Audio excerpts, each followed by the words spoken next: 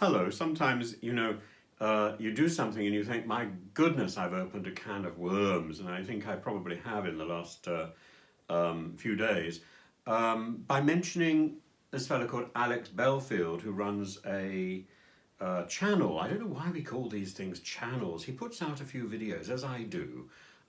He puts out slightly more than I do, and he's very successful at it. He runs this channel called The Voice of Reason. And, well, how did it come about that I had anything to do with Alex Belfield? I think I have to explain, because I've just been asked, did I write to Alex? Did I contact Alex and tell him that I'd been offended and that I wanted an apology? No, I didn't. No, I didn't.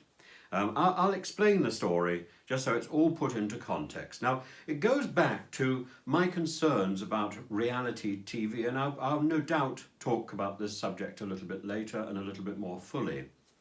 But I'd been talking to some magicians, very experienced magicians, Dean Metcalf and his wife, the Deans of Magic.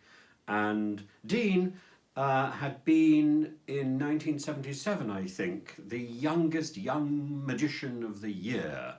And he was humiliated on national television by Simon Cowell and the cronies in the second series of Britain's Got Talent.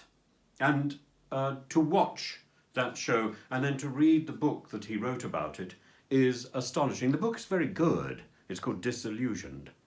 And Dean advised me to talk to Alex Belfield, who had contacted him, and I think Dean had not in fact followed up this connection because he was so disillusioned by the experience that he'd had. And in those days, Alex Belfield was a journalist working for the BBC and looking at sort of arts journalism. And I believe he was quite good at it. Certainly, Alex Belfield and myself share a great fondness for the great comedians of the 1970s, 1980s, particularly the magnificent and wonderful and bumptious Ken Dodd.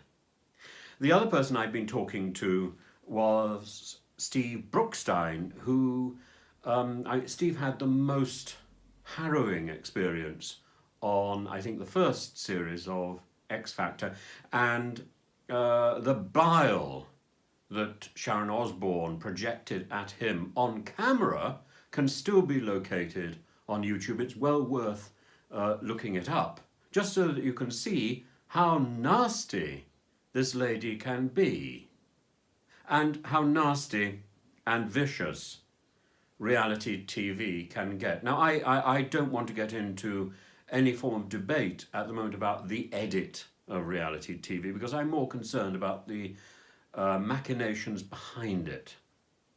Anyway, I wrote to Alex on the advice of these magicians, and I got no response. And then, by pure chance, I called him, and I found myself on air, and he immediately mocked my accent, and specifically my stammer, or is it a stutter? I can never tell. I know it's quite fashionable at the moment to talk about stammers and stutters. I would very much welcome somebody who might clarify whether I have a stammer or a stutter, but it's something that, when I was younger, I sometimes find it almost impossible to articulate anything. These days, I sometimes find it impossible to stop.